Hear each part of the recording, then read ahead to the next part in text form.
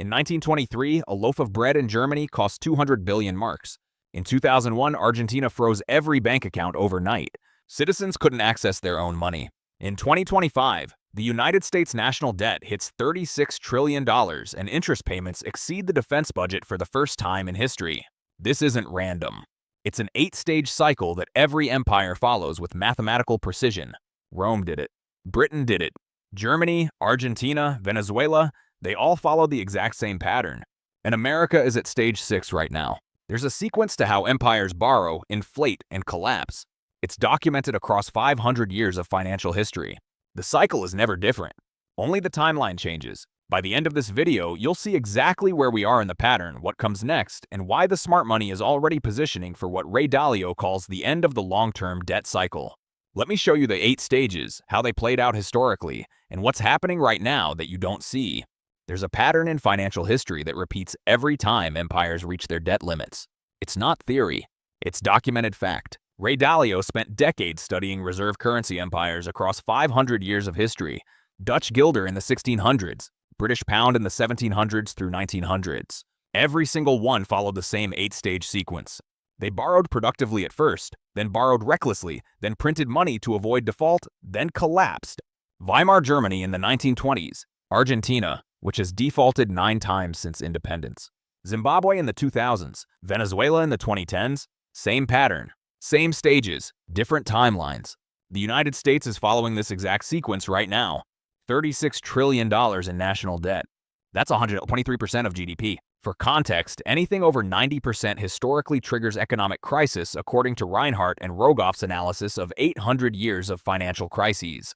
America's annual interest payments just hit $1 trillion in 2024. That exceeds the entire defense budget. We're paying more to service debt than to fund the military. The Congressional Budget Office projects another $20 trillion in debt by 2034. These aren't predictions. These are Treasury Department statistics. Public record. And when you map current U.S. metrics against historical empire collapses, we're at stage 6. Not stage 3 or stage 4. Stage 6. 2 stages away from the breaking point. Let me show you all 8 stages, how they played out in history, and exactly why America is where I'm telling you it is. Stage 1 is where every empire starts. Productive debt. This is when borrowing actually makes sense. Stage 1 is productive debt. This is when a nation borrows money and uses it to build things that generate more wealth than the interest cost. Infrastructure. Education. Systems that multiply economic output. This isn't reckless. It's strategic. And America did this brilliantly for decades. In 1790, Alexander Hamilton assumed $75 million in Revolutionary War debts. Controversial decision. Thomas Jefferson opposed it. But Hamilton understood that debt used productively builds empires. That borrowed money financed the Erie Canal. $7 million completed in 1825. It cut shipping costs by 95% and opened the entire Midwest for commerce. The National Road, the foundation of American infrastructure. GDP growth during this period averaged 4 to 5% annually. The debt was financing assets that generated more than the interest payments. That's the key metric. Does the borrowed money create more value than it costs? If yes, you're in stage 1. If no, you've moved to stage 2.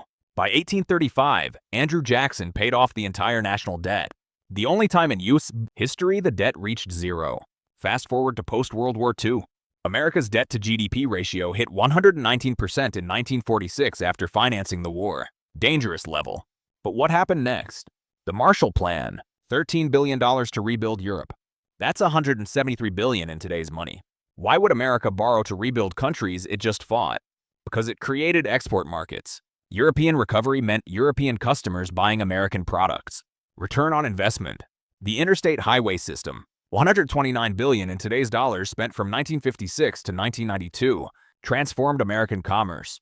The GI Bill sent 8 million veterans to college, multiplied productivity for generations. The result? Debt to GDP fell from 119% in 1946 to just 31% by 1974.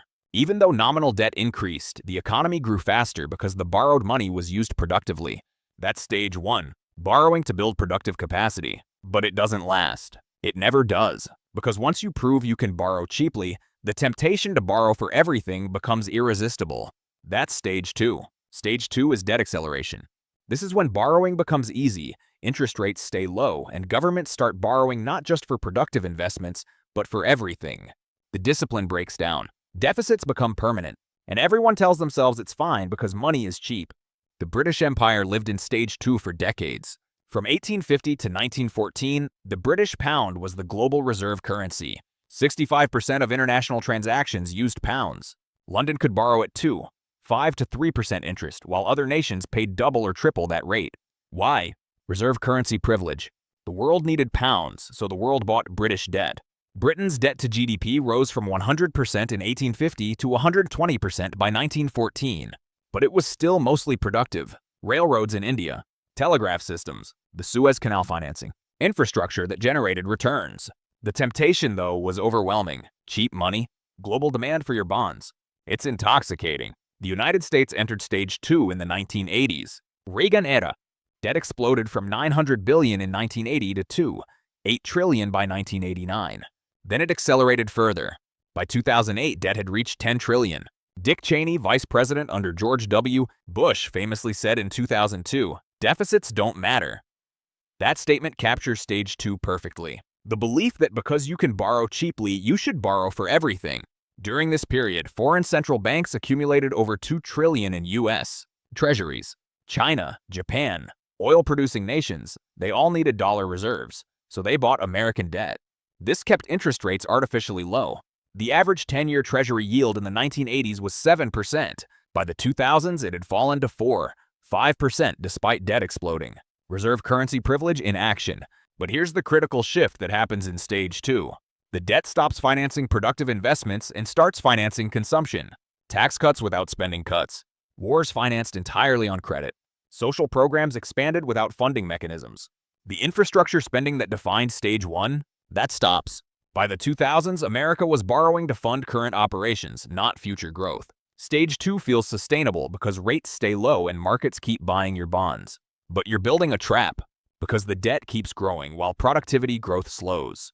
And that leads directly to stage 3. Stage 3 is unproductive debt. This is when governments can't raise taxes, can't cut spending politically, so they start printing money to bridge the gap. The debt is no longer financing anything productive. It's just keeping the system alive.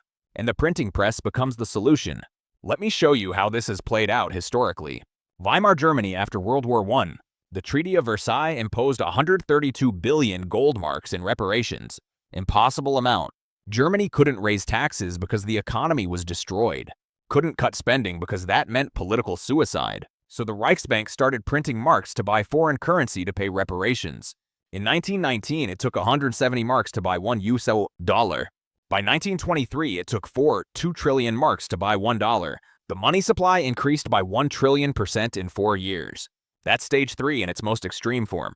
The Roman Empire did the same thing 2,000 years earlier, just with different technology. In 64 AD under Nero, the silver denarius was 95% pure silver. By 265 AD under Gallienus, it was 5% silver. They melted down coins, added base metals, restruck them at the same face value. Ancient money printing. Why? Military spending consumed 75% of the budget by the 3rd century. The empire was overextended, borders under constant attack. They couldn't tax more without revolt. So they debased the currency. Prices increased 1,000% during the 3rd century. The empire was financing itself by destroying its own money. Now let's look at the United States from 2008 to 2025. The Federal Reserve's balance sheet in 2008 was $900 billion. By 2014, after multiple rounds of quantitative easing, it hit $2 trillion. By the 2022 peak, $9 trillion. Today it sits at $4 trillion. What is quantitative easing? The Federal Reserve creates money electronically and uses it to buy treasury bonds and mortgage-backed securities. It's money printing with a sophisticated name. QE1, $125 trillion. QE2, $600 billion. QE3, $15 trillion. COVID QE, $5 trillion. The M2 money supply, which measures all cash and checking accounts in the economy, increased 40% from 2020 to 2022. That's the largest peacetime increase in American history. Why did this happen? Because the government couldn't finance deficits through normal borrowing alone. The Fed now owns 25% of all outstanding treasury bonds. In 2008, it owned 10%. The central bank is now the buyer of last resort for government debt.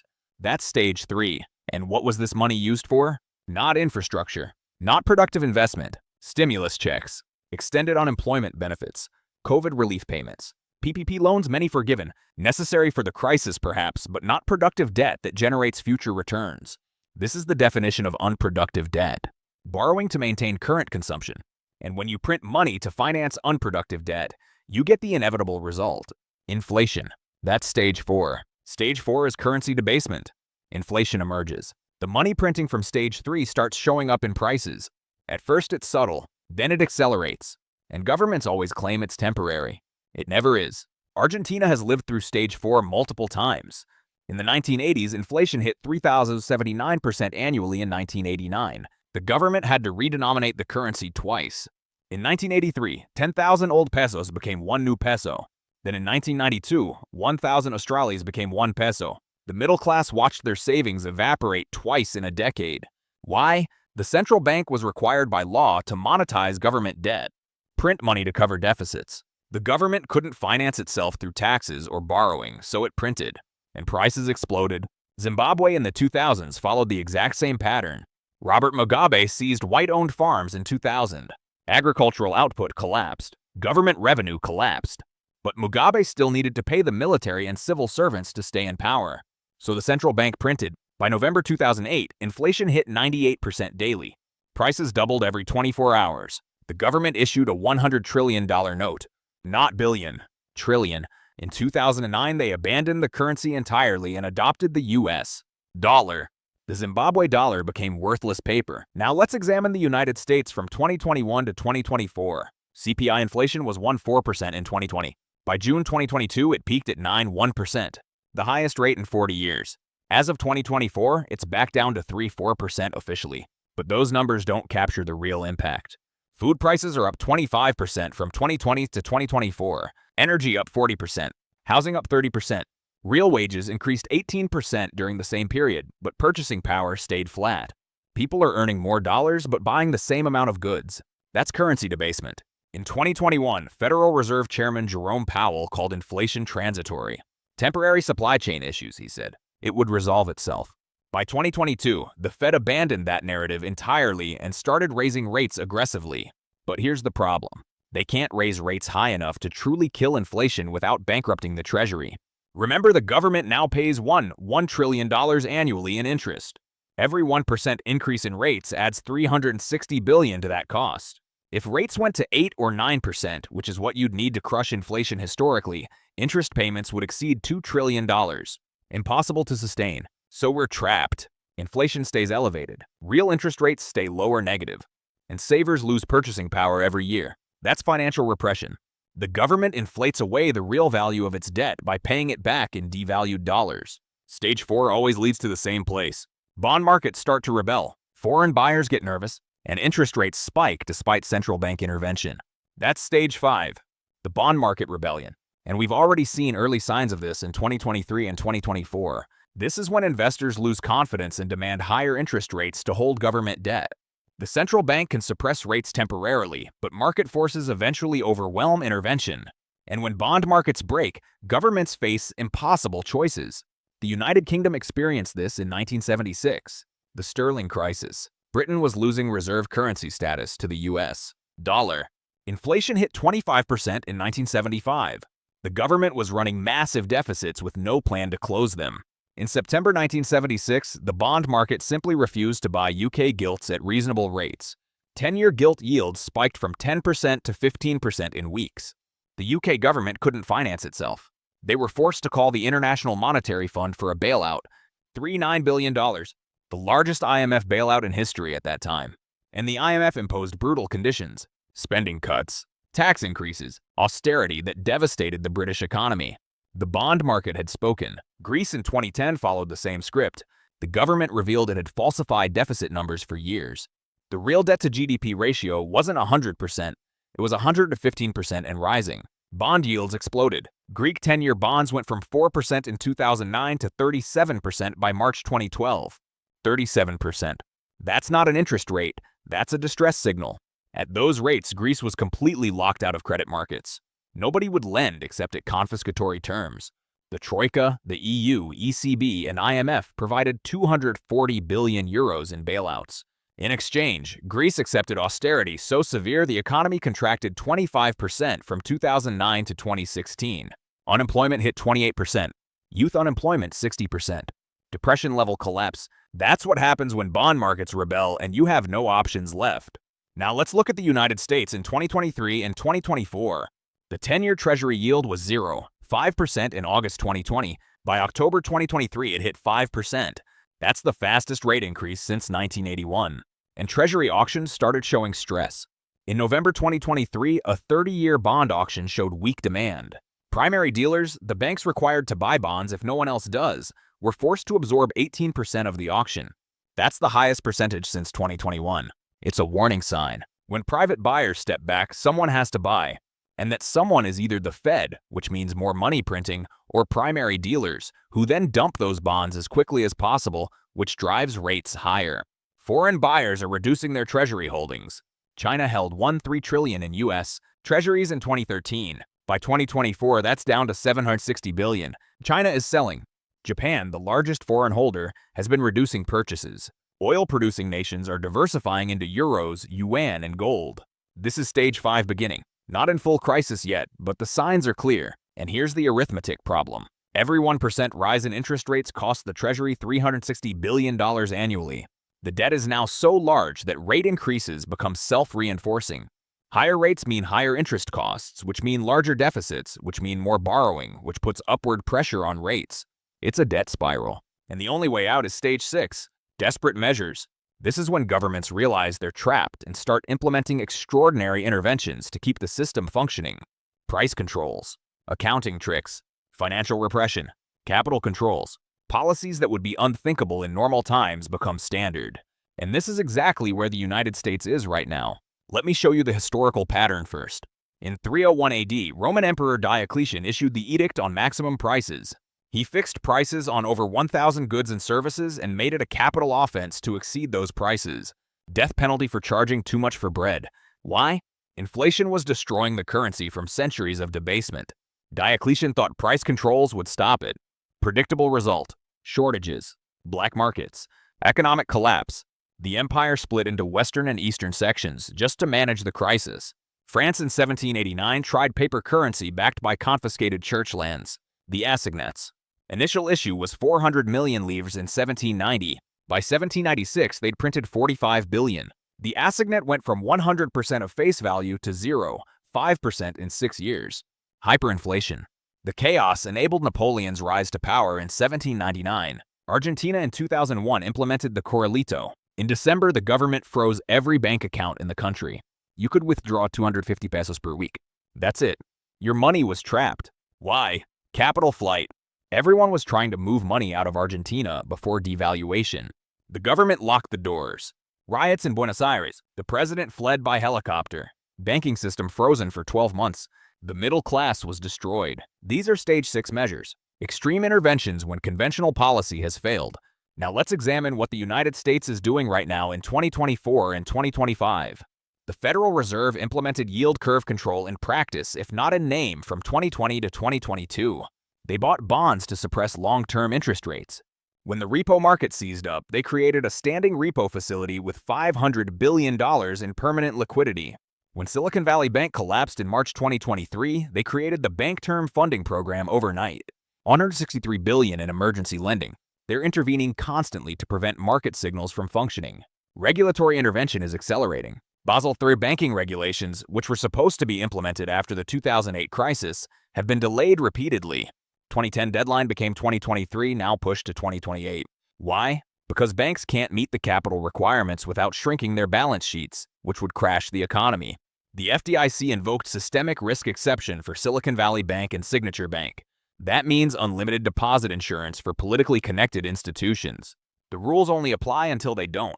Accounting gimmicks are everywhere. Social Security and Medicare have $76 trillion in unfunded liabilities. That's not included in the official $36 trillion debt number. It's off balance sheet. The Congressional Budget Office uses growth assumptions that are wildly optimistic to make budget projections look manageable. Emergency spending repeatedly bypasses debt ceiling restrictions. Financial repression is the quiet killer. Real interest rates were negative for 24 consecutive months from 2021 to 2023. If you had a 5-year CD earning 5% while inflation ran at 6%, you lost 5% annually in purchasing power. That's a stealth tax on savers. The government is paying back debt in devalued dollars, and capital controls are being discussed openly now. Janet Yellen proposed an unrealized capital gains tax in 2021. The IRS now requires reporting on transactions over $600. These are precursors. When Stage 7 hits and capital tries to flee, these mechanisms will be activated. The U.S. is in Stage 6 right now, not Stage 5 anymore. We've moved past bond market stress and into active intervention to prevent collapse. The Fed's balance sheet is still $4 trillion. Interest payments exceed defense spending. Political paralysis means no solution is possible. We can't raise taxes enough, can't cut spending enough, can't grow fast enough. The only option left is inflation and financial repression, Stage 6. And the next stage is the breaking point. Stage 7, confidence collapse. Stage 7 is confidence collapse. This is the breaking point. When the interventions from Stage 6 stop working. When investors, foreign central banks, and ordinary citizens realize the government can't fix this.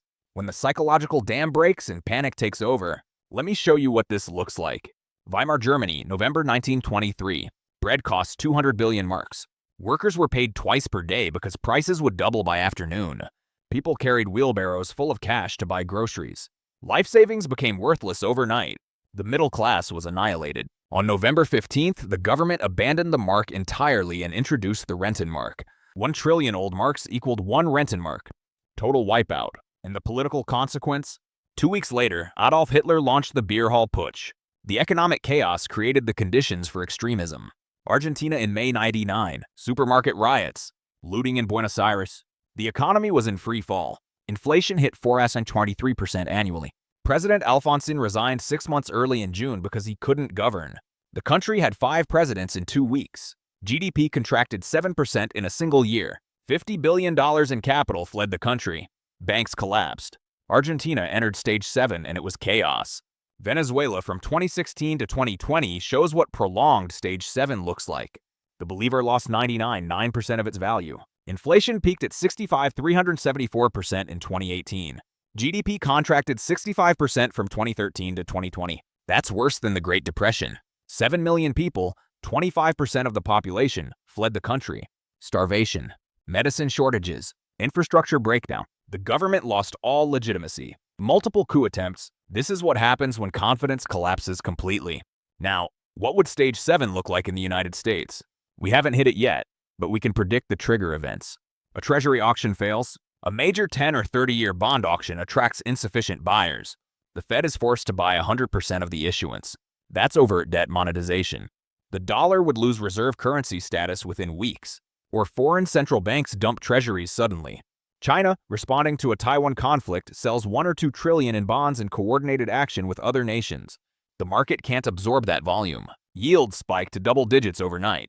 Or a debt ceiling breach where political gridlock prevents raising the limit and the U.S. actually misses a bond payment. Even a brief technical default would shatter confidence. Credit rating agencies would cut USIP debt to junk status. The cascade would be immediate. Dollar index falls 30 to 50% in months. Inflation spikes to 20, 30, maybe 40%. Not hyperinflation yet, but severe. Stock market crashes 60 to 70% as foreign capital flees. Bank runs despite FDIC insurance because people lose faith in the government's ability to backstop anything. Supply chains break down as the dollar collapses and imports become unaffordable. And social unrest, protests, riots. Potential political crisis as blame spreads and institutions lose legitimacy. This is Stage 7, the confidence collapse. And it leads directly to the final stage, Stage 8, where every empire must choose. Default or hyperinflation, bankruptcy or monetary destruction. There's no third option. One way or another, the debt gets resolved. Let me show you how that choice plays out. Stage 8 is the endgame. Every empire reaches this point and must choose. Outright default or hyperinflation. Both destroy wealth. The choice depends on politics, not economics. Let me show you both paths. Path A is outright default. Argentina chose this in December 2001. They defaulted on $93 billion in bonds, the largest sovereign default in history at that time. The peso was devalued 75% overnight. 1 peso equaled $1 on Monday. By Friday, 4 pesos equaled $1. Unemployment spiked to 21.5%. GDP contracted 11% in 1 year. 57% of the population fell below the poverty line. 5 presidents in 2 weeks. Total chaos. But here's what happened next. In 2005, Argentina restructured the debt. Bondholders took a 65% haircut. They got 35 cents on the dollar. The economy slowly recovered, but the pattern repeated. Another crisis in 2008, another default in 2019. Argentina has now defaulted 9 times since independence in 1816. Once you default, you establish a pattern. Greece chose default in 2012. They called it private sector involvement to make it sound voluntary. It wasn't. In March 2012, 206 billion euros in Greek debt were restructured. Bondholders lost 53.5%, the largest haircut in history. Greek GDP contracted 25% from 2009 to 2016. Unemployment hit 28%. Youth unemployment hit 60%. Depression level collapse. 500,000 educated Greeks emigrated. Brain drain. The suicide rate increased 35% from 2010 to 2015. This is what default looks like. Brutal austerity, social collapse, generational damage. Path B is hyperinflation. This is when governments choose to print rather than default. Weimar Germany is the classic example. In October 1923, inflation hit 29 to 500% per month. Prices doubled every 7 days. The exchange rate reached 2 trillion marks to $1 by November. The currency was abandoned completely. In November 1923, they introduced the Rentenmark. 1 Rentenmark equaled 1 trillion papier marks. The government slashed spending by 40%. Brutal austerity imposed by central bank president Hjalmar Schacht. The hyperinflation was stopped, but the damage was done. The middle class was destroyed, savings evaporated, and the political consequence? The Nazi Party grew from 6% of the vote to 37% by 1932. Economic chaos enabled Hitler's rise. Zimbabwe experienced the worst hyperinflation in modern history in 2008. Inflation peaked at 6 billion% month over month in November 2008. They issued a $100 trillion note in January 2009. Prices doubled every 7 hours at peak. The currency was abandoned in April 2009. They adopted the US dollar and South African rand. Complete dollarization. Mugabe stayed in power until a coup in 2017, but the economy never recovered. Hungary holds the record for worst hyperinflation ever recorded. 1945 to 1946. Prices doubled every 15 hours in July 1946. Daily inflation rate, 207%. They issued a 100 quintillion pengo note. That's one with 20 zeros. The money supply increased by 3 times 10 to the 27th power percent. In August 1946, they introduced the forint backed by gold and imposed draconian monetary policy. The hyperinflation stopped, but only through Soviet-imposed order and complete economic reset. Now, which path will the United States choose? Default is unlikely. America borrows in its own currency. It can always print dollars to pay debts.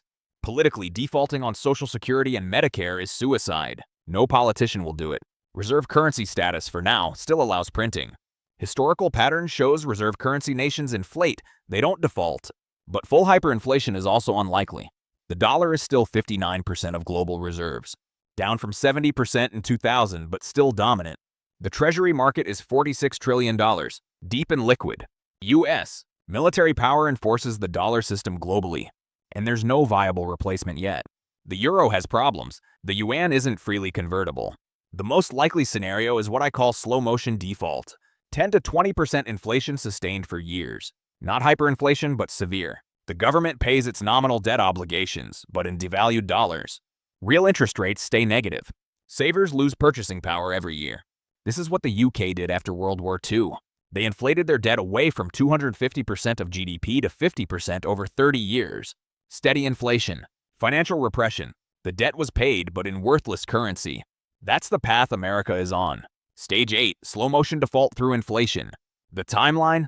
Based on Congressional Budget Office projections, Social Security Trust Fund depletion in 2033, Medicare in 2031, and current debt trajectories, Stage 7 confidence crisis likely hits between 2025 and 2030. Stage 8 resolution in the early 2030s. We're not there yet, but we're in Stage 6 right now, and Stage 7 is coming. The U.S. is at Stage 6. Let me show you exactly why America is at Stage 6 right now and not Stage 5 or Stage 7. We've passed Stage 5. Bond market rebellion already happened. Treasury yields spiked from 0.5% to 5% between 2020 and 2023. We saw weak Treasury auctions in November 2023 and multiple times in 2024. Foreign buyers are reducing holdings. China has sold $500 billion since 2013. The Fed was forced to intervene with the Bank Term Funding Program after Silicon Valley Bank collapsed in March 2023. Stage 5 is behind us. We're in Stage 6 right now. The Fed balance sheet is still $4 trillion. Emergency support is ongoing and permanent. Accounting gimmicks hide $76 trillion in unfunded liabilities off the official balance sheet. Financial repression kept real interest rates negative for 24 months from 2021 to 2023. Savers lost purchasing power while the government inflated away debt in real terms. Political paralysis means no solution is possible. Debt ceiling crises every 2 years. Interest payments exceeded defense spending for the first time in 2024. These are Stage 6 indicators. Desperate measures actively being implemented. But we haven't hit Stage 7 yet. The dollar is still the reserve currency at 59% of global reserves. Treasuries are still considered safe haven assets during crises. We haven't had a failed treasury auction, only weak ones. Inflation is back to 3 to 4%, elevated but not crisis level. No capital flight yet, no bank runs, no panic. Stage 7 is coming, but it's not here. The triggers to watch are these. Debt metrics. When interest payments exceed 150% of tax revenue, currently at 90%. When debt to GDP exceeds 150%, currently 123%. Market signals. When 10-year Treasury yields stay above 7%, currently 4 or 5%. When the dollar index falls below 90, currently 1.4. When gold sustains above $3,000 per ounce, currently 26.50. Foreign reserve diversification. When dollar share falls below 50%, currently 59%. If major oil producers accept UN for oil. If BRICS launches an alternative currency discussed for 2025 or 2026. Political crisis. Debt ceiling breach causing actual default, not just threats. Fed independence challenged by political pressure to print. Social unrest over inflation or austerity. Ray Dalio said in 2023, we're in the late stages of the long-term debt cycle. The next 5 to 10 years will be radically different than the last 40. That timeline matches what we're seeing. Conservative estimate, Stage 7 hits between 2028 and 2032 based on Congressional Budget Office projections and Social Security Trust Fund depletion in 2033. Aggressive estimate, 2025 to 2027 if a triggering event accelerates the crisis. Commercial real estate collapse. Foreign confidence breaks. Major geopolitical shock. What can you do? If you believe Stage 7 is coming, protect purchasing power, hard assets. Gold. Central banks bought record amounts in 2022. Over 100 metric tons. Real estate. Productive businesses. Skills and tools that retain value through currency crisis. Avoid long-term fixed-rate bonds. Bond values collapse in inflation. Reduce exposure to pure dollar-denominated assets. Not panic selling, gradual diversification. Hold more cash than normal for Stage 7 opportunities. 20, 30, maybe 40% in cash or treasury bills. You might miss gains if markets keep rising, but you'll have capital to deploy when assets are down 50 to 60%. Consider buying protection. Put options on the S&P 500. Buy puts expiring in 6 to 12 months. Strike prices 10 to 20% below current levels. Costs 1 to 3% of portfolio value. If markets crash, those puts return 5 to 10 times. If not, you lose the premium. That's insurance. And most importantly, have a list ready. Quality companies you want to own. Strong balance sheets, low debt, products people always need. When Stage 7 hits and markets are down 50% and everyone is terrified, that's when you buy. That's Stage 4 of the crash profit pattern playing out in the debt cycle. The pattern is clear. History doesn't repeat, but it rhymes. And right now, it's rhyming with 1923, with 2001, with every empire that borrowed more than it could repay. The 8-stage debt cycle is never different. Only the timeline changes. America is at Stage 6, 2 stages from the breaking point. Whether you see it coming before everyone else, that determines everything.